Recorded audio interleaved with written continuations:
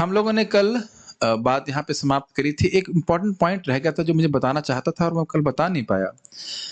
प्रभुपाद जी कहते हैं जो हमारा वास्तविक प्रेम है वह एकदम कंटिन्यूअस है, और प्रभाव क्या होगा उसका कि व्यक्ति भगवत प्रेम से अगर पूरित होगा, अगर उसे भगवान का प्रेम प्राप्त है तो वह दैट फ्लो इज कंटिन्यूअस। तो व्यक्ति,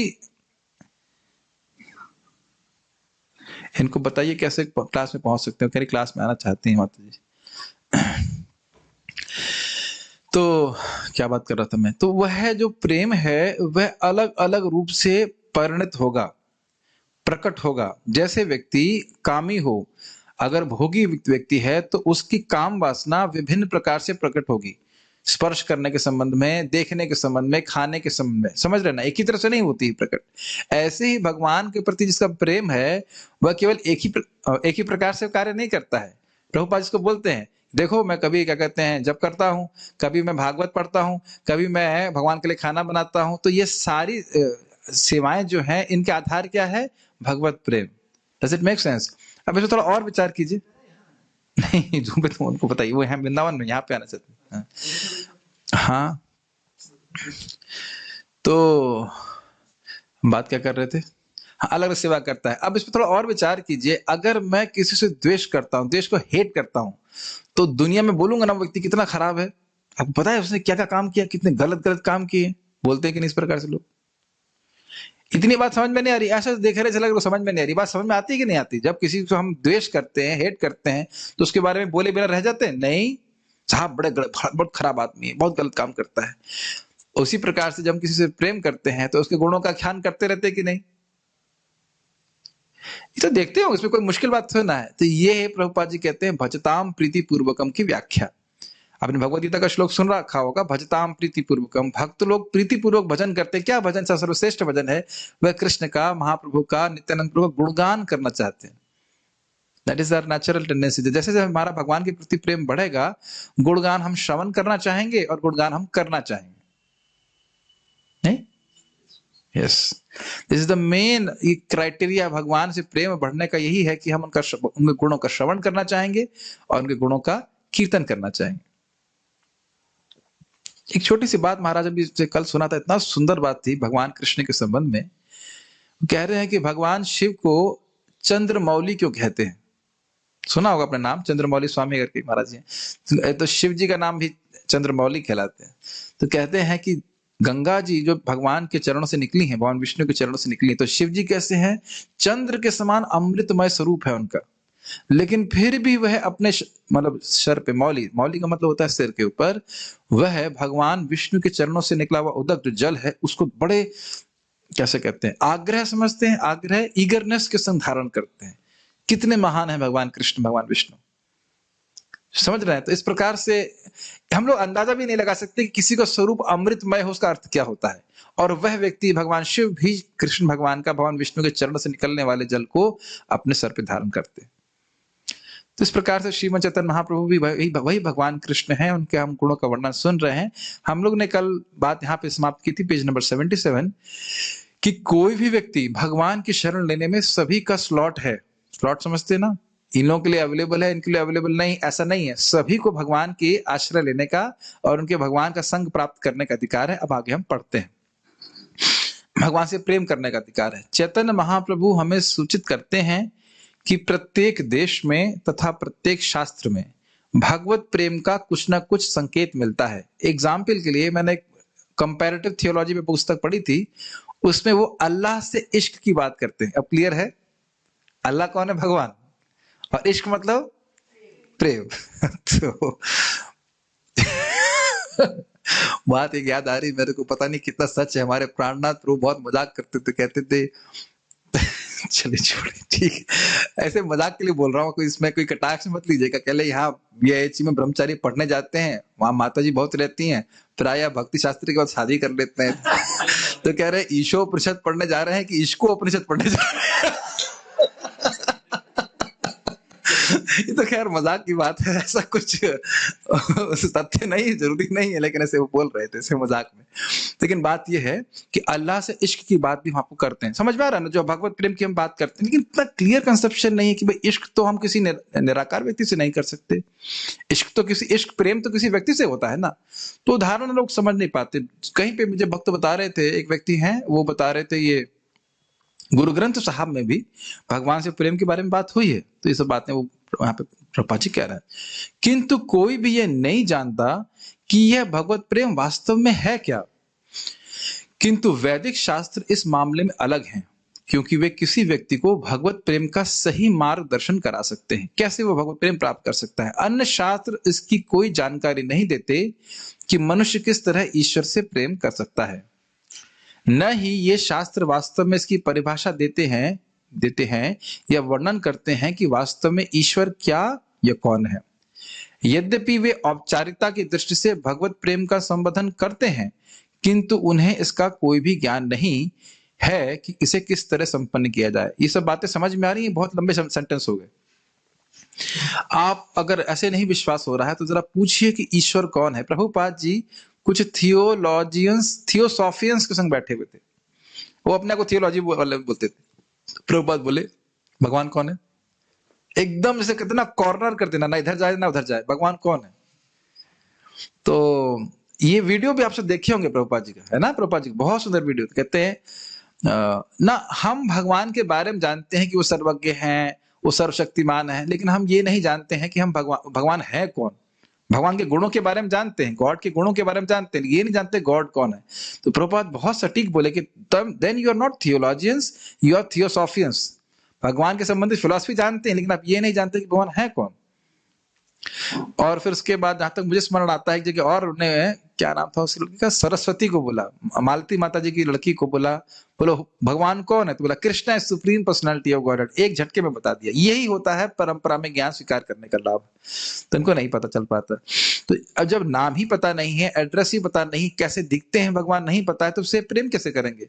अरे प्रेम करते हैं किसी को तो यह तो जानना पड़ेगा ना कि खाने में क्या पसंद है। Make sense. प्रभुपाद जी इसी संबंध में बोलते हैं कि भगवान को क्या खाने में पसंद है हमको नहीं पता, इसलिए भगवान स्वयं बोल रहे हैं पत्रम पुष्पम फलम तोयम, ये चीजें पसंद है, ये दोगे तो मैं खाऊंगा, और नहीं तो मटनम चिकनम दोगे तो हम नहीं खाएंगे।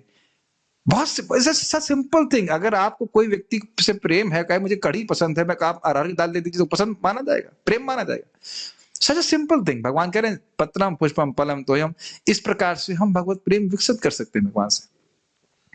Does it make sense? ये बात है। ये भी नहीं लोग जानते कि भगवान कितने महान हैं। आप किसी भी धर्म को पूछ लीजिए, एक भी व्यक्ति नहीं बता पाएगा कि भगवान है कौन। बौद्ध धर्म ले लीजिए, चाहे मुसलमान धर्म ले लीजिए, चाहे निष्पक्ष रूप से, ये नहीं सोच रहे हैं कि हम हिंदुओं की बात नहीं कर रहे। हिंदुओं में भी कंफ्यूजन है भगवान कौन है। हिंदुओं में तो सबसे ज्यादा कंफ्यूजन है कि भगवान कौन है, कि ये भी भगवान है, वो भी भगवान है, ये है वो है, ऐसे करके। तो इसलिए क्लियर कट कंसेप्शन नहीं। तो जिसको यह समझ में आ गया कि कृष्ण भगवान है, उसका हृदय बहुत उदार है, उसका हृदय बहुत पवित्र है, तभी उस भगवान विष्णु की कृष्ण की महिमा समझ पा रहा है। ठीक है। इस संबंध में छोटी सी घटना बताना चाहता हूं, बहुत इंटरेस्टिंग है। जिसने महाराज का प्रवचन सुना वो जानते होंगे, लेकिन है बहुत अच्छी घटना। महाराज जी एक बार नैरोबी एयरपोर्ट पे थे, जहां तक मैं स्मरण आ रहा है, या मिडिल ईस्ट में कहीं पे थे, प्रीचिंग करने के लिए ट्रांजिट पे रुके हुए थे। तो एक व्यक्ति उनको बुलाया, वो वहां का मुसलमान, सऊदी अरब कहीं भी रहे हो, जो भी बात है। तो एक व्यक्ति उनको बुलाया और उनको पूछा कि आप क्या है, वो आप इमाम हैं? नहीं, आप इमाम नहीं, ऐसे पूछ रहे थे कि आप लोग हिंदू, मैंने सुना है कि हिंदू लोग पत्थर पूछते हैं, ऐसे पूछे महाराज को। तो महाराज बोले मेरा तो मन नहीं कर रहा था उससे बात करने का, फिर भी। तो इतनी देर में नमाज का समय हो गया, तो नमाज पढ़ने लगा वो। तो महाराज को सोचने का समय मिल गया कि क्या कहना चाहते हैं। बहुत अच्छा, बहुत रोचक बात है, इसी संबंध में है। तो महाराज कहे कि मैं जब नमाज पूरी हो गई तो बोले महाराज कि आप क्या कर रहे थे? कहते नमाज पढ़ रहा था। तो नमाज पढ़ रहे थे तो अल्लाह सुनता है या ऐसे ही आप नमाज पढ़ रहे हैं? कहते नहीं, अल्लाह सुनता है। तो महाराज बोले आप कैसे सुनते हो? तो बड़ा गुस्सा है। कहते हैं मैं अपने कान से सुनता हूँ। आप कैसे सुनते हैं? मैं अपने कान से सुनता हूँ। अल्लाह कैसे सुनता है? महाराज बोले कान से। अब इतना मुंह से बोला कान से सुनता है, तो एकदम उसका जो है शक पका गया, समझ गया वो महाराज क्या बोल रहे हैं। फिर उसके बाद बोला कि महाराज बोले कि अच्छा अल्लाह सुनता भी है या मतलब उसके खाली सुन रहा है तो कान से सुन रहा है, तो क्या हाथ पांव नहीं है? अल्लाह अल्लाह जो है लूला लंगड़ा है? केवल भाई ये कान है तो मुख भी होगा और हाथ पांव भी होंगे। तो व्यक्ति आश्चर्यचकित हो गया कि इस प्रकार की धारणा कि अल्लाह के भगवान के शरीर है, यह समझ ही नहीं पाते। वो ही समझ नहीं पा रहे हैं कि जब निराकार बोल रहे हैं तो भौतिक आकार की खंडन किया जा रहा है, लेकिन इसका अर्थ ये नहीं कि इनका आध्यात्मिक स्पिरिचुअल आकार नहीं है। तो इस प्रकार से लोग समझ नहीं पा रहे हैं कि जब ये सोचिए, जब यही पता नहीं है कि भगवान का आकार क्या है, अल्लाह का आकार क्या, तो प्रेम क्या करेंगे? लेकिन बात है वहां पे अल्लाह से इश्क की, तो इसलिए वो कंसेप्ट हर जगह आता है।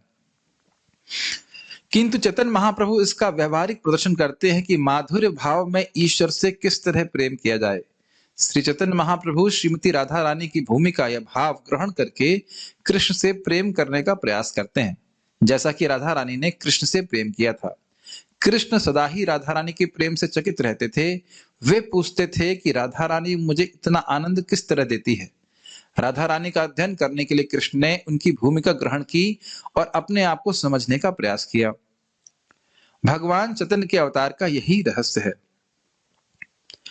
चैतन्य महाप्रभु कृष्ण हैं, किंतु हमें दिखाने के लिए कि कृष्ण से किस तरह प्रेम किया जाए, उन्होंने राधा रानी का भाव या उनकी भूमिका ग्रहण की। इसलिए लेखक 5वें श्लोक में लिखते हैं, मैं उन परम भगवान को सादर नमस्कार करता हूं जो सदैव राधा रानी के भावों में मग्न रहते हैं। थोड़ा उसको समझने का प्रयास कीजिए, एक उदाहरण से आपको समझ में आ जाएगा। इस जगत में कोई व्यक्ति अगर सुंदर होता है तो क्या वह अपनी सुंदरता का अनुभव स्वयं करता है? ज्यादा नहीं, अगर शीशा देखा थोड़ा बहुत, लेकिन उस सुंदरता का आस्वादन अन्य लोग करते हैं। ये देखते हैं कि नहीं? होता है कि नहीं? उसी प्रकार से आप देखेंगे जो व्यक्ति खाना बहुत अच्छा बनाता है वो उतना अपने खाने को पसंद नहीं करता जितने अन्य लोग उसे खाने को पसंद करते हैं। ये अनुभव है आप लोगों को? कोई मान लो प्रवचन अच्छा करता है तो उस प्रवचन को सुन करके दूसरे लोग अधिक सुखी होते हैं। अब ये प्रैक्टिकल है। कोई कीर्तन अच्छा गाता है, कुछ गायन भी कर रहा है, वो खुद कितना सुख लेगा अलग बात है, दूसरे लोग सुन सुन करके बड़ा सुख लेते हैं, है कि नहीं? तो अब भगवान के दिव्य गुण हैं, लेकिन इन दिव्य गुणों का सुख सबसे ज्यादा अनुभव कौन करते हैं? भगवान के भक्त। ये बड़ी अद्भुत बात है। जब तक भक्त भाव, सेवा भाव नहीं है, सेवक का भाव नहीं है, हम भगवान के सुख का अनुभव नहीं कर सकते। अब भगवान के पास सेवक भाव है क्या?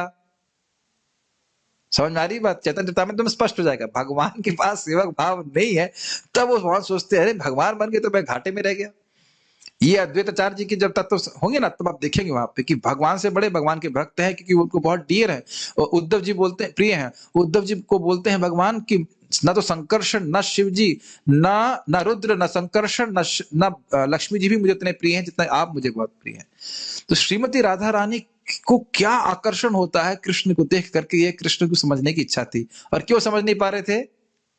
क्योंकि भक्त ही भगवान के सुख का अनुभव कर सकता है। इसलिए कहा कि अच्छा, तो मैं भक्त का भाव लेकर के आऊंगा और अपने ही सुख में, अपने ही प्रेम में पागल होकर दिखाऊंगा और लोगों को दिखाऊंगा किस प्रकार से भगवान से प्रेम किया जाता है। ठीक है, समझ में आ रहा है? यस। ये सब हम बात यहाँ बहुत शॉर्ट में बता रहे हैं। फिर जब वह श्लोकों को हम पढ़ेंगे तो फिर एकदम जितना मेरे पास सामर्थ्य है उसको करेंगे, शब्द को विचार करने का प्रयास करेंगे। यहां यह प्रश्न उठता है कि श्रीमती राधा रानी कौन है और राधा कृष्ण क्या है? वास्तव में राधा कृष्ण प्रेम का विनिमय है।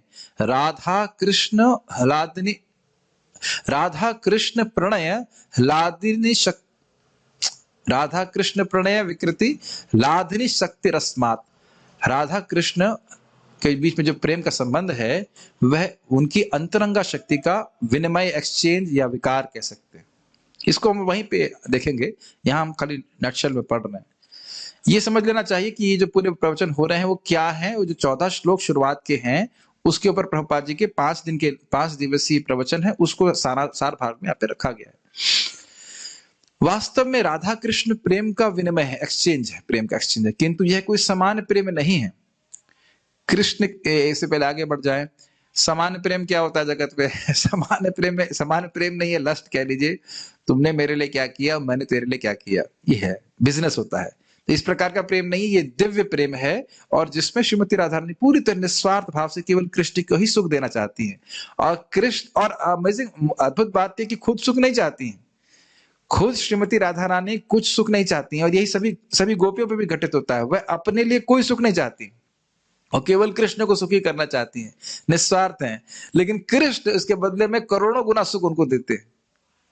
तो वो चाहती नहीं तो देते क्यों है? ये क्वेश्चन समझ में नहीं आती ना। और सब अमेजिंग है, बातें आगे आएंगी। कृष्ण बहुत सुंदर दिखते हैं और श्रीमती राधा रानी उनको देख करके बहुत खुश हो जाती है। फिर उनको देख कर कृष्ण और सुंदर हो जाते हैं, फिर उनको देखकर श्रीमती राधा रानी और खुश हो जाती है, फिर और इस प्रकार से इनका सेवा भावना और कृष्ण का सौंदर्य अनादि काल से बढ़ रहा है। कब तक बढ़ेगा प्रभु जी? अनंत काल तक। तो आप सोचेंगे ना, ये सुन करके हम यहाँ टाइम वेस्ट क्यों कर रहे हैं? ये सब बात सुन करके लगता है ना कि हम टाइम वेस्ट कर रहे हैं। कृष्ण का दर्शन हम भी करें, गोलोक जाकर के भगवान से प्रेम करें। यही तो, इसीलिए तो आवश्यक है सब बातें सुनना। इतना तो कम से कम समझ में आए कि हम जगत में टाइम वेस्ट कर रहे हैं। मैं से पहले आगे जाऊं, एक बात कहना चाहूंगा। महाराज बता रहे थे कि बड़ी विभत्स सी बात थी, लेकिन महाराज बोले कि देखो भाई, मानव जीवन में मानवों का जो भोग का स्टैंडर्ड है वो बहुत डाउन है। क्यों डाउन है? एग्जाम्पल दे रहे थे, कह रहे थे जैसे मानव लोग जो त्याग देते हैं मल इत्यादि, उसके संबंध में सुअरों की बड़ी उपादेय बुद्धि है। उपादेय मतलब ये बहुत अच्छा है, लेकिन वो मनुष्यों के लिए बिल्कुल गर्हित है, घृणित है, त्याज्य है। हिंदी समझ में आ रही होगी मेरी। उसी प्रकार से ये जो जगत के भोग हैं यहाँ के, वो स्वर्ग वालों के लिए मलवत है, बिल्कुल त्याज्य है, त्याज्य है, लेकिन हम उसमें बिल्कुल आसक्त रहते हैं। और कोई अवेयरनेस ही नहीं है कि भगवत प्रेम का सुख क्या होता है। तो यहाँ पे इसलिए हमें कम से कम श्रवण करना चाहिए। श्रवण करेंगे तब थोड़ा थोड़ा हमारी कोई लालसा होगी कि इस प्रेम को प्राप्त करने के लिए क्या करना चाहिए। कृष्ण की अनंत शक्तियां हैं। तो यहाँ बोल रहे हैं कि सामान्य प्रेम नहीं है, कृष्ण की अनंत शक्तियां हैं, जिनमें 3 प्रमुख हैं: अंतरंगा, बहिरंगा तथा तटस्थ। इन शब्दों को थोड़ा थोड़ा समझ लीजिए। अंतर अंगा, इंटरनल अंग, एकदम आंतरिक शक्ति। बहिरंगा, बाहर बाहर की शक्ति। और तटस्थ मतलब तट पे स्थित। जैसे कोई व्यक्ति अगर तट पे स्थित होता है तो वह समुद्र में भी जा सकता है और वह पृथ्वी पे भी आ सकता है। ये बात अगर नहीं समझ में आई तो उससे पूछ लीजिएगा। तटस्थ समझ में आ रहा है? सिचुएटेड ऑन द बैंक, तट पे स्थित। क्या होगा तटस्थ का अर्थ? माता जी बताइए। नहीं, तटस्थ का अर्थ है तट पे स्थित। तट समझते हैं आप? तट होता है जैसे नदी का तट है तो उसके आगे पानी और इधर इधर पृथ्वी। तो अगर व्यक्ति उस तट पे स्थित है तो दोनों जगह कहीं पे भी जा सकता है। वो नदी में भी जा सकता है अगर अपनी स्वेच्छा का उपयोग करे, और वो पृथ्वी पे भी रह सकता है। ये कौन सी शक्ति है? हम सब लोग तटस्थ शक्ति हैं। हम भगवान कृष्ण की सेवा भी करना चाहे तो कर सकते हैं, और नहीं तो माया को चुनाव कर सकते हैं, लेकिन बीच में नहीं रह सकते। हम निरपेक्ष रहेंगे, ना हम माया को चुनेंगे और ना हम कृष्ण को चुनेंगे। ऐसा नहीं हो सकता। या तो हम माया को चुनेंगे या तो कृष्ण को चुनेंगे। ये हमारी स्थिति है। ठीक है। बहिरंगा शक्ति हो गई भगवान की माया शक्ति। ये जो आप जगत में देख रहे हो, जगत प्रपंच को बनाने की जो शक्ति होती है बहिरंगा शक्ति कहते हैं। बलराम जी बहिरंगा शक्ति नहीं है। एक भक्त पूछ लिए, मेरे को तो शौक लग गया ऐसे बोला बलराम जी बहिरंगा शक्ति है क्या? ना, बहिरंगा शक्ति बलराम जी नहीं, वो शक्तिमान है, वो स्वयं विष्णु तत्व है। बहिरंगा शक्ति है दुर्गा देवी। ठीक है। अंतरंगा शक्ति मोटा मोटा मान लीजिए श्रीमती राधा रानी, वो स्वरूप है उसका। अंतरंगा शक्ति के भी 3 विभाग हैं: संवित, ह्लादनी तथा संधिनी। नाम याद हुए? बोलिए। संवित, ह्लादनी, संधिनी। संवित, ह्लादनी, संधिनी। संवित, ह्लादनी, संधिनी। ठीक है। कम से कम मुंह पे आना चाहिए, कान से बोलेंगे तो। कल सुबह पूछूंगा, नहीं तो ऐसा करना चाहिए, एक और ग्रुप शुरू कर देना चाहिए, लोगों से फोन करना चाहिए। कौन सी 3 शक्तियां हैं? हरे हरे कृष्णा। कौन सी 3 शक्तियां हैं? संवेद, लादनी, असंधनी। ऐसे ग्रुप बना लेना चाहिए। ठीक है कि तो याद रहेगा। अच्छा, यहाँ पे भी इंटरेस्टिंग है ना, भौतिक जगत में भी 3 शक्तियां हैं: रजोगुण, तमोगुण, सतोगुण। ऑल्दो से आप मैच नहीं कर सकते, लेकिन ये इस प्रकार से है। ये बिल्कुल अलग शक्तियां हैं। ह्लादनी शक्ति तो कृष्ण की आनंददायिनी शक्ति है। सारे जीवों में यह आनंद की कामना करने वाली शक्ति है, क्योंकि सारे जीव आनंद प्राप्त करने की चेष्टा करते रहते हैं। ये देखा कि नहीं देखा? Page number 84। क्या अपने जीवन में देख पा रहे हैं? एक बड़ी इंटरेस्टिंग बात एक भक्त बोल रहे थे कि जो हम शास्त्र में श्रवण कर रहे हैं, वही जब जीवन में होते हुए आप देखने लग जाएं तो हमारी शास्त्र में बहुत श्रद्धा होती है। नहीं समझ में आई बात? मान लीजिए आप दवा पे कुछ लिखे हुए देखें कि हाँ भाई ये दवा खाने से ये ऐसा खाओगे तो आपकी ये बीमारी इस प्रकार से ठीक होगी। तो यदि कोई व्यक्ति दवा खाता है और उसके ऊपर वही प्रभाव अनुभव करता है जो उसमें लिखा है, तो उसकी श्रद्धा उस दवा में हो जाती है। Make sense? तो यहाँ ये बोल रहे हैं कि अब आप ये देख सकते हैं कि इस जगत पे हम जो कोई भी कार्य करते हैं उसका उद्देश्य क्या होता है? दुख प्राप्त करना। हम दुखी होना चाहते हैं, नहीं होना चाहते ना, हम सुखी होना चाहते हैं। We can sit in a way that I can see Mataji also like that. हाँ। So the idea is कि हम लोग सुखी होना चाहते हैं, लेकिन हमारे संग क्या प्रॉब्लम है? हम सुख को उन वस्तुओं में ढूंढ रहे हैं जहां से दुख निकलता है। इसकी व्याख्या करने की जरूरत है, समझ में आता है? यही संस्पर्श जब होगा दुख योनया एवते, भाई जो संस्पर्श जो भोग है, छू के देख के सुन करके, वही हमारे दुखों की योनि, दुख के स्रोत है, और वही ढूंढ रहे हैं सुख। कितने आश्चर्य की बात। तो यही बात प्रभुपाद पे कह रहे हैं, यह जीव की स्वाभाविक प्रवृत्ति है। कोई भक्त बोल रहे थे कि हमें सुखी होने की आकांक्षा नहीं करना चाहिए। कोई भक्त सुन रहा है ये बात? क्यों महात्मा? अब बताइए प्रभुपाद क्या बोल रहे हैं? यह जीव की स्वाभाविक प्रवृत्ति। समझ रहे मेरी बात? लेकिन इसे गलत जगह नहीं ढूंढिए। ये इस पे शास्त्र मना कर रहा है। It's not a problem to be happy, क्योंकि हम लोग आनंदमय हैं, इसलिए आनंद की हर क्षण खोज करना ये हमारे लिए स्वाभाविक है। हाँ, लेकिन प्रभुपाद आप बोल रहे हैं, लेकिन देखिए उनको सुख मिलता है स्वाभाविक से। देखिए पॉइंट समझना चाहिए, हमें कृष्ण को सुखी करने का प्रयास करना है, हमें कृष्ण का भोग करने का प्रयास नहीं करना। ये दोनों बातों में अंतर है। कृष्ण को सुख दे करके हम स्वयं सुखी होंगे, ये नेचुरल है, और ये नेचुरल डिजायर में कोई दिक्कत नहीं है। 10 अपराधे ये ना हृदय ना पाशे, कृपा करी महाप्रभु माजी नाम रसे। Bengalis okay? कौन बोल रहा है? श्रील हरिदास ठाकुर। हे श्रीमन चैतन्य महाप्रभु, मुझे 10 नाम अपराध से बचाऊं और मैं हमेशा आपके नाम में रस में डूबता रहूं। Translation is okay? कौन बोल रहा है? हरिदास ठाकुर जी। हरिदास ठाकुर जी से महाप्रभु ने कहा क्या चाहते हैं? कहते मुझे नाम में रुचि नहीं है। रुचि दे। रुचि का मतलब टेस्ट, मतलब समझ में आ रहा है कि नहीं? तो ये भक्ति विनोद ठाकुर जी भी लिखते हैं कि भगवान की भक्ति में सुखी होने की इच्छा ये गलत नहीं है, लेकिन बहुत ज्यादा सूक्ष्म बात है।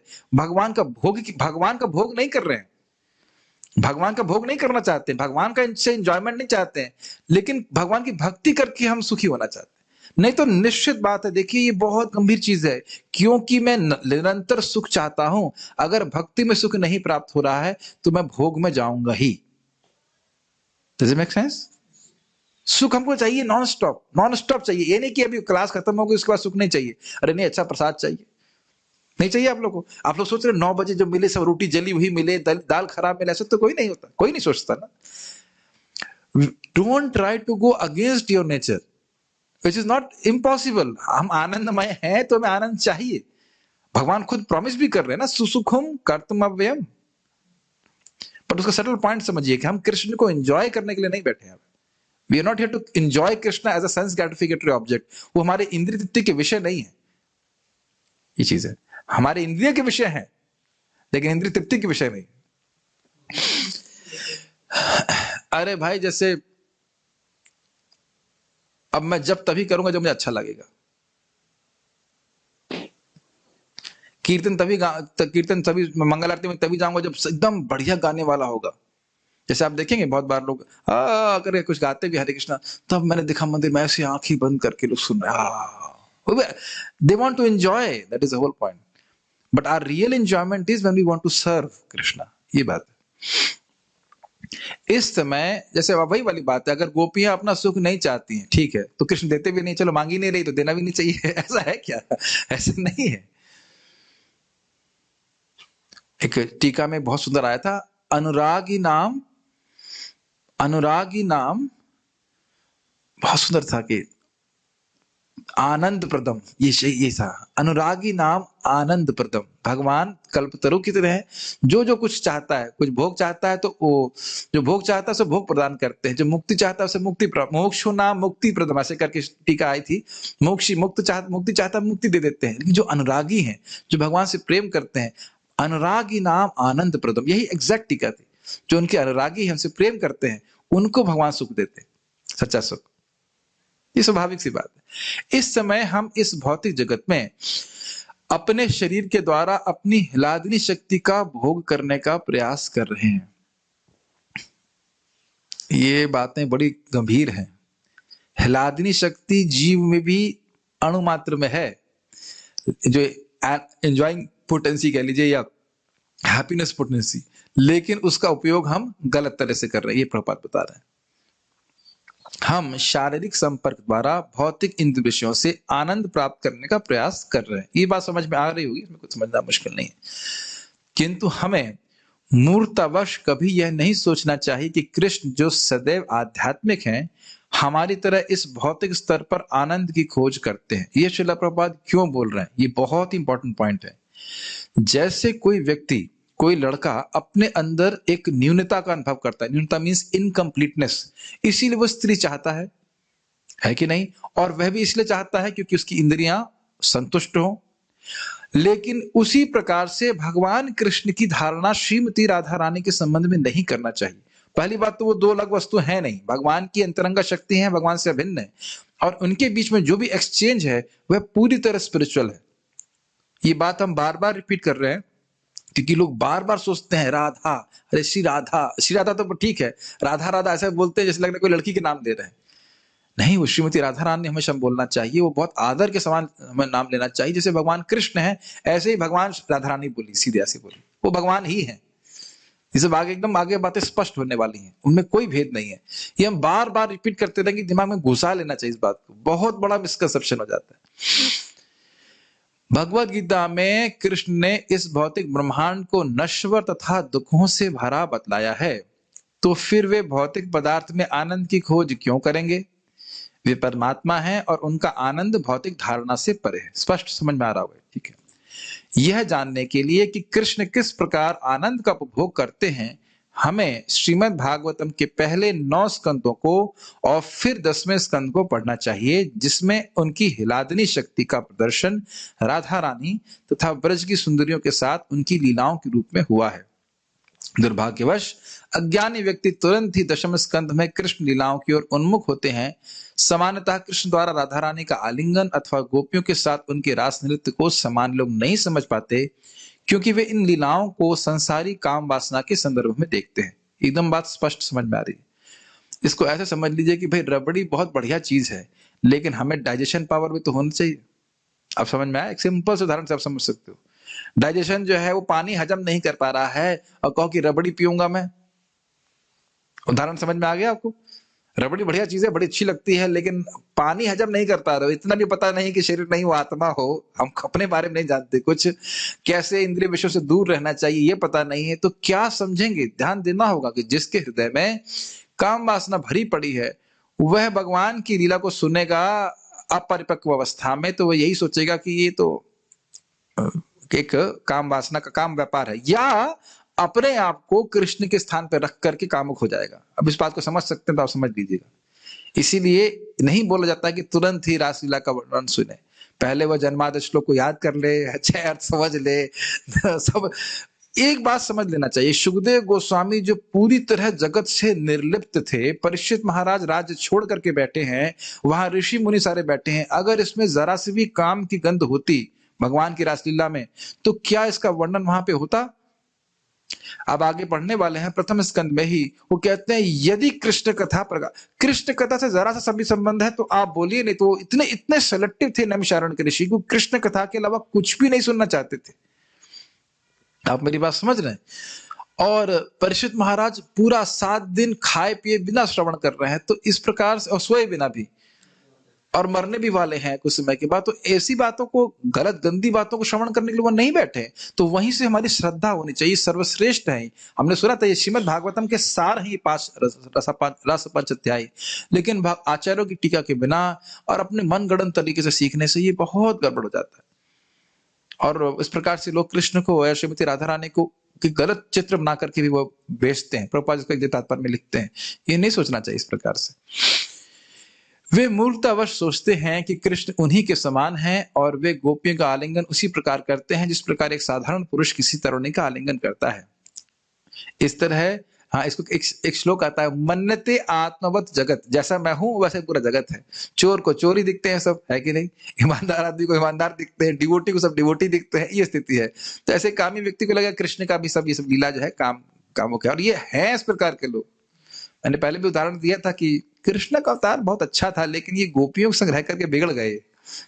ऐसा लोग बोलते हैं, वाकई बोलते हैं। या ये कृष्ण जो द्वारका में ना वो अच्छे हैं, जो गीता बोलते हैं भगवत गीता वो बड़े अच्छे हैं, ये ब्रज वाले जो कृष्ण है ये अच्छे नहीं है। इस प्रकार से चोरी करना और गोपियों के वस्त्र चुराना, ये सब जो है वो गड़बड़ काम करते हैं, ऐसे उनको भगवान नहीं मानते। इस प्रकार की धारणा रखते हैं वो लोग। इसलिए इस तरह कुछ लोग कृष्ण में इसलिए रुचि दिखलाते हैं क्योंकि वो सोचते हैं कि उनका धर्म यौनाचार की अनुमति देता है। यह कृष्ण भक्ति या कृष्ण प्रेम नहीं है, अपितु प्राकृत सहजी अर्थात भौतिकतावादी काम वासना है। ये ऐसा मत सोचिएगा कि ऐसा नहीं होता है, ऐसा बहुत ज्यादा होता है। अभी कुछ लोग का ऐसा मत है कि परकीय रस, जैसे भगवान कृष्ण की जो गोपियां उनकी विवाहिता स्त्रियां नहीं थी, तो वो कहते हैं कि अरे जब तक तुम स्वयं परकीय रस का अनुभव नहीं करोगे तो कृष्ण के परकीय रस का अनुभव कैसे करोगे? समझ रहे ना? वो दूसरों की स्त्रियों का, वो शिष्यों की स्त्रियों का जो भी कुछ करते हो, मैं क्या बोलूं उसके ऊपर, वह भोग करते हैं। कहते जब तक आप परकीय रस का अनुभव यहां नहीं करेंगे तो भगवान के परकीय रस का अनुभव कैसे करेंगे? लेकिन ऐसा नहीं है। जिसका हृदय पूरी तरह निर्मल हो गया है, काम वासना की गंध भी नहीं है, पूरी तरह मुक्त अवस्था में, वही कृष्ण की रासलीला का आस्वादन दिव्य स्तर पे कर सकता है। इस सिद्धांत को हमें सीखना चाहिए।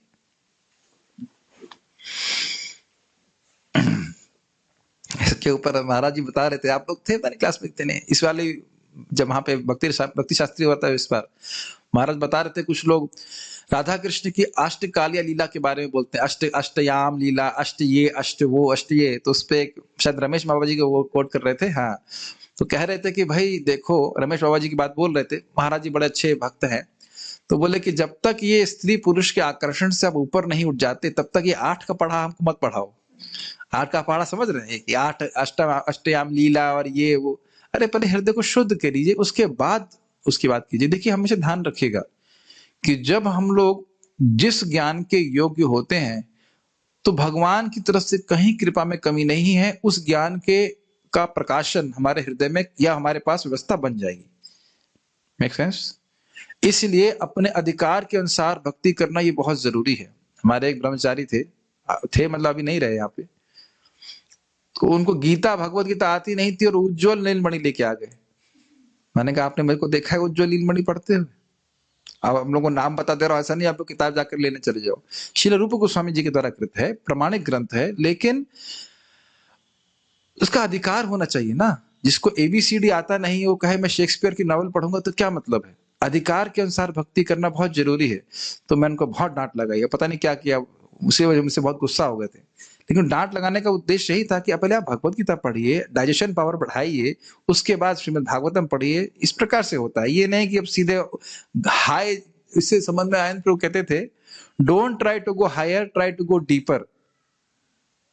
समझ में आया? बहुत अच्छा कमेंट था उनका, don't try to go higher. ये हाई फाई ग्रंथ पढ़ लेने से ऐसा नहीं कि हम सब प्रगति कर लेंगे। पहले बेसिक तो समझ में आए, पहले ये तो समझे कि मात्र स्पर्शास्तु कौन्तेय शीतोष्ण सुख दुखधा आगम पाइनो नित्य स्थाम भारत। इस जगत में सुख दुख हानि लाभ सब होता रहेगा, तब तो हम उसको सहन जो व्यक्ति करता है उसको सहन करना चाहिए। तो आते जाते रहेंगे, तो पहले इसको तो सीखे, उसके बाद आगे प्रगति करेगा। तो इसलिए एक संबंध प्रभुपाद जी भी बोलते थे। एक बार एक कोई गृहस्थ व्यक्ति थे और प्रभुपाद से पूछे, हमें राधा कृष्ण की लीला सुननी है, आप जानते हो बहुत अच्छा है। तो प्रभुपाद कहते हैं नहीं नहीं आप योग्य नहीं है, आप योग्य नहीं है। नहीं नहीं हमें फिर भी सुनाइए, सुनाइए। नहीं आप योग्य नहीं, आप योग्य नहीं। नहीं नहीं सुनाई सुनाई। फिर प्रभुपाद जी बोले नहीं मैं योग्य नहीं हूँ बोलने के लिए। तो इस प्रकार से प्रभुपाद बता रहे हैं कि कोई व्यक्ति का अपना अधिकार देख करके, अधिकार को कैसे बोलते हैं, अधिकार समझ रहे हैं आप? योग्यता, क्वालिफिकेशन, हाँ, उसके अनुसार व्यक्ति को करना चाहिए। हाँ, रासलीला की जगह रास का लीला हो जाएगी। यस। और हाँ, इस बहुत जगह और एक जगह बोलते हैं भक्तों की, लोग सोचते हैं अरे भाई कृष्ण की 16,108 रानियां हैं तो मेरी 16 की तो बनती है। समझ रहे ना? इस प्रकार से लोग करते हैं। ऐसी त्रुटियों से बचने के लिए यह आवश्यक है कि हम समझें कि वास्तव में ये राधा कृष्ण है क्या। राधा तथा कृष्ण अपनी लीलाओं का प्रदर्शन कृष्ण की अंतरंगा शक्ति के माध्यम से करते हैं। कृष्ण की अंतरंगा शक्ति के अंतर्गत हिलादनी शक्ति सर्वाधिक कठिन विषय है, और जब तक कोई यह न जान ले कि कृष्ण क्या है, तब तक वह इसे नहीं समझ सकता। कृष्ण इस भौतिक जगत में कोई आनंद नहीं लेते, किंतु उनके पास हिलादनी शक्ति रहती है। चूंकि हम भी कृष्ण के अंश हैं, अतएव हमारे भीतर भी हिलादनी शक्ति है, किंतु हम उस हिलादनी शक्ति को पदार्थ में प्रदर्शित करना चाहते हैं। किंतु कृष्ण इस तरह का व्यर्थ प्रयास नहीं करते। कृष्ण की हिलादनी शक्ति का लक्ष्य है राधा रानी, और वे अपनी शक्ति को राधा रानी के रूप में प्रकट करते हैं और फिर उनसे प्रेम व्यवहार करते हैं। ये बात समझ में आ रही है? राधा रानी भगवान कृष्ण से बिल्कुल अलग नहीं है। जैसे सूर्य की रोशनी सूर्य से कभी अलग नहीं हो सकती है, सूर्य का ताप सूर्य से कभी अलग नहीं हो सकता है। और सूर्य का ताप कहां से प्रकाशित हो रहा है? सूर्य से। सिंपल सी बात है। तो उसी प्रकार से भगवान श्री, ये एग्जाम्पल चरितामृत का ही है कि जैसे ज्वाला से आप, ज्वाला मतलब हीट नहीं, सॉरी, ज्वाला मतलब अग्नि से आप हीट को अलग कर देंगे? कर सकते हैं? अच्छा, अग्नि और हीट एक ही, अग्नि और ताप एक ही बात है?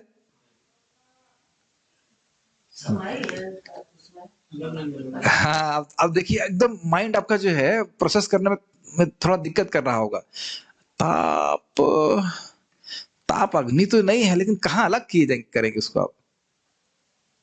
थोड़ा और मैं से पहले आगे बढ़ूं, जरा इस पे आप विचार कीजिए। अग्नि ताप है? जूम के डिवोटीज अगर सो नहीं गए तो अग्नि ताप है? ये ताप, अगर आप विचार करें, अग्नि का तो स्वरूप दिखता है ना ज्वाला के रूप में, ताप का क्या स्वरूप दिख रहा है? तो बड़ा अद्भुत है। आप देखेंगे कि ताप को ज्वाला से अलग भी नहीं कर सकते, और ताप ज्वाला नहीं भी है। इसे कहते हैं अचिंत भेदाभेद तत्व। भगवान कृष्ण की ही शक्ति है, यानी कि श्रीमती राधा रानी, लेकिन शक्तिमान कौन है? कृष्ण। अब इनको अलग नहीं कर सकते, लेकिन फिर भी राधा कृष्ण अलग के रूप में दिखाई पड़ रहे हैं। बहुत मुश्किल है समझना, लेकिन इसीलिए यहां बोला जाता है चैतन्य चरितामृत बड़ा उच्चतर भक्तों के लिए, उच्चतर चीजों के लिए, थोड़ा सा उसमें सूक्ष्म विचार है, लेकिन मोटा मोटा समझ में आ रहा होगा, उदाहरण के द्वारा समझ में आ रहा होगा। तो अब अगर भगवान अपनी ही शक्ति का से आनंद लेते हैं तो उसमें क्या दिक्कत है?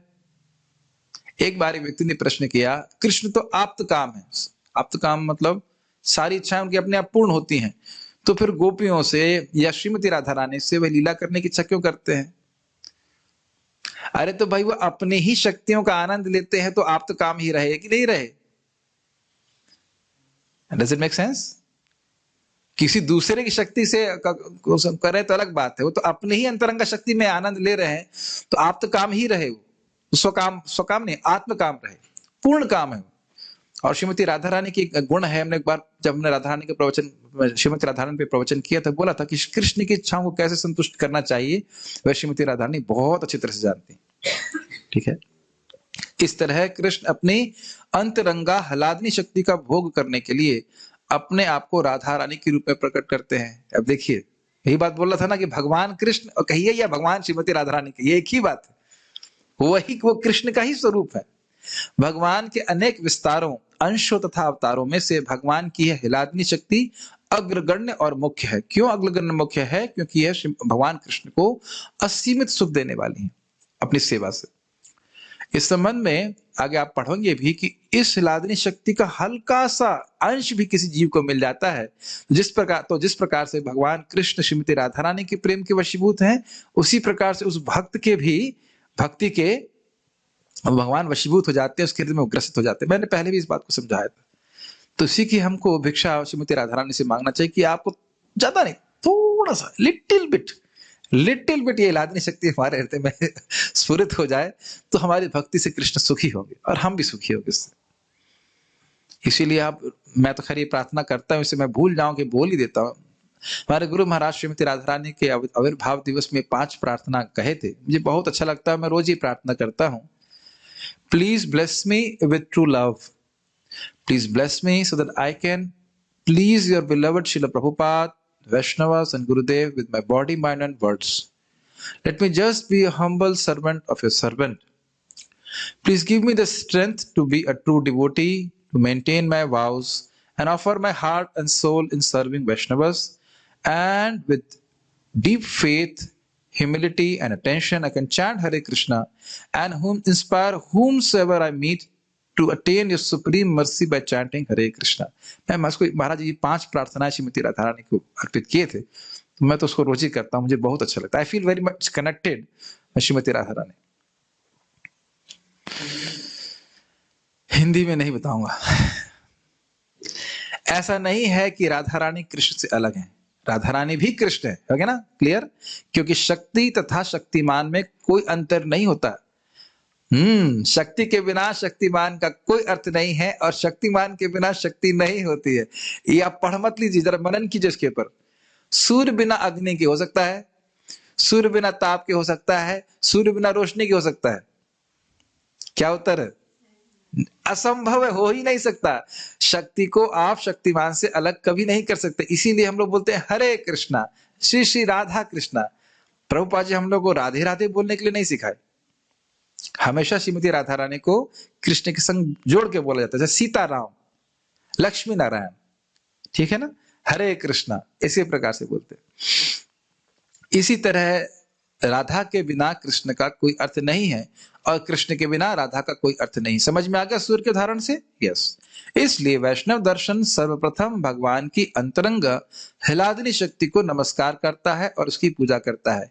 हरे कृष्णा कृष्णा कृष्णा हरे हरे, हरे राम राम राम हरे हरे। क्या अर्थ है? हरे, हे श्रीमती राधा रानी, हे हरा, हे भगवान की अंतरंग शक्ति, हमें कृष्ण की सेवा में नियोजित करिए। ठीक है? इस पे एक बार कोई भक्त बता रहे थे, शायद प्रभुपाद जी समझा रहे थे कि भाई हो सकता है कि कोई प्रभु जी उनका मूड ठीक नहीं हो, लेकिन अगर माता जी के द्वारा अप्रोच करते, माता जी थोड़ा समझा दीजिए इनको, तो फिर वह माता जी लोगों का हृदय ज्यादा कृपालु होता है, तो वह ठीक है, अरे प्रभु जी छोड़िए इसके बाद। होता है कि नहीं, जगत में होता है इस प्रकार से।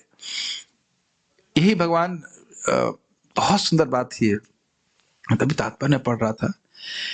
एक शुद्ध भक्त हमेशा अपने आप को भक्त नहीं मानता, वो कहता अन्य भक्त बहुत अच्छे हैं। अब इस सिद्धांत को पकड़िए, सबसे सर्वश्रेष्ठ भक्त कौन है?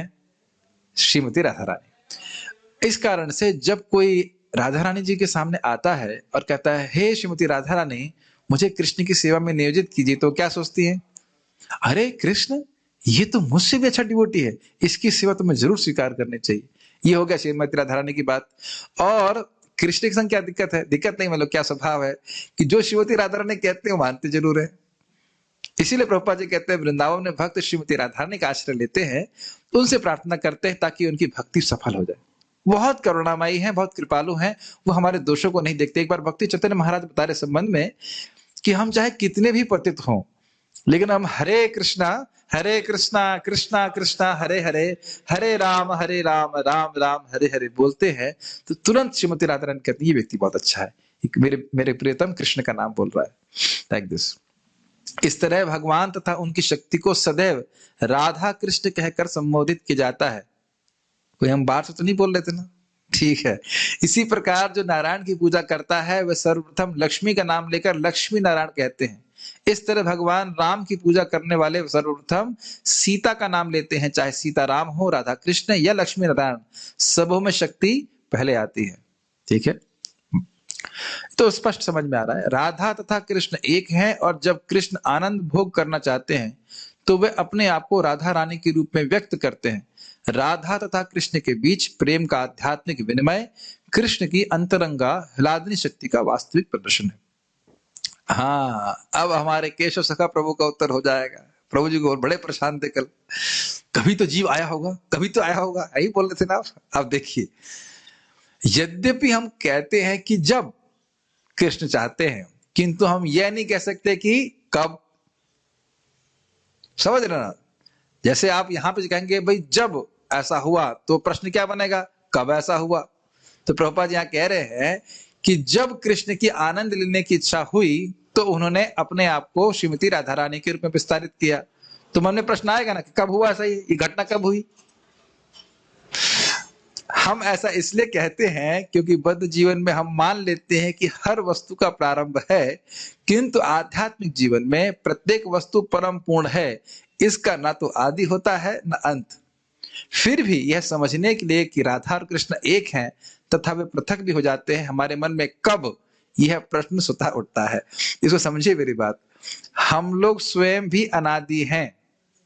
अनादि मतलब समझ रहे हैं उद्धव प्रभु? अनादि मतलब क्या होता है?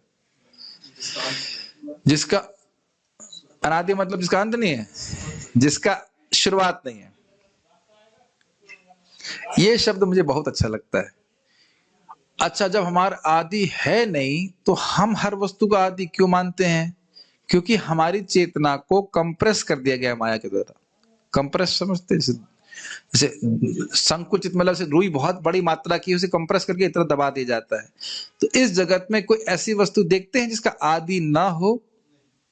देखें कोई जगत में? My dear devotees on Zoom, have you seen anything like this? जो हमने स्वेटर भी पहन रखे हैं उसका भी आदि है। और इस अच्छा, ऐसा कोई वस्तु है जिसको हमने देखा उसका अंत ना हो? तो क्योंकि यही देखते आए हैं व्यक्त रूप जगत में, आदि और अंत और मध्य, आदि मध्य अंत, आदि मध्य अंत, इसी कारण से यह धारणा करना कि कोई चीज वस्तु अनादि है, ये हम समझ नहीं पाते।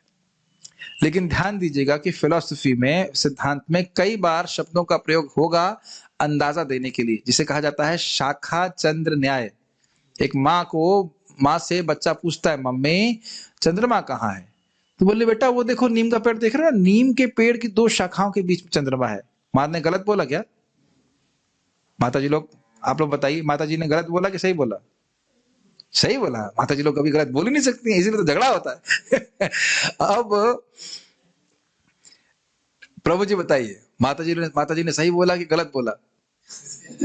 अच्छा, प्रभु जी बोल रहे हैं सही बोला। अब अगर प्रभु जी लोग सही बोल देते हैं, माता जी की बात में हाँ मिलाएंगे तो झगड़ा नहीं होगा। लेकिन झगड़ा है। झगड़ा है। झगड़ा क्यों है? क्योंकि चंद्रमा नीम के पेड़ की शाखा के बीच में बिल्कुल नहीं है। चंद्रमा की स्थिति तो बहुत दूर है।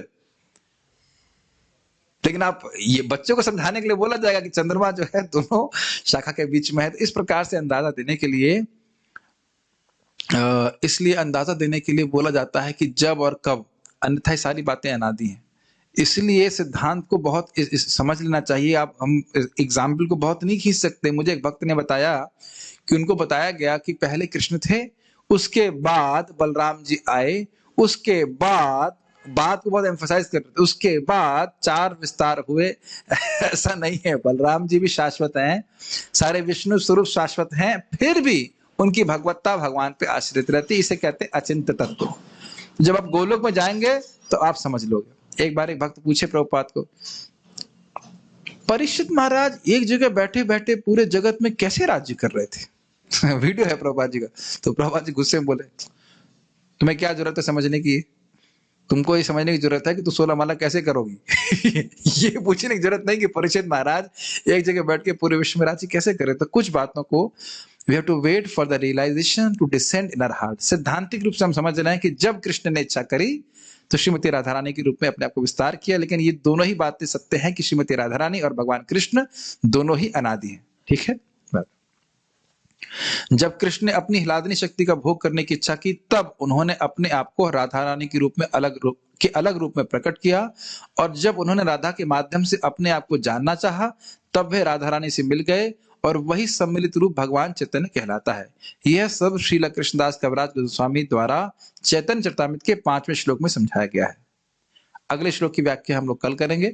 यहाँ किसी को प्रश्न है तो मैं ले सकता हूँ, क्योंकि मैं जल्दीबाजी नहीं करना चाहता। Space, time comes in spiritual और material, space is material as per my. बताइए प्रश्न क्या बोल रहे हैं? मुझे इंग्लिश समझ में नहीं आती थोड़ी सी। I can understand English properly, so maybe I am not able to understand. देखिए, Prannath Prabhu ji now in ISKCON Nagpur, या ओके गुड, थैंक यू। और कोई प्रश्न किसी भक्त का है? कुछ समझ में आ रहा है?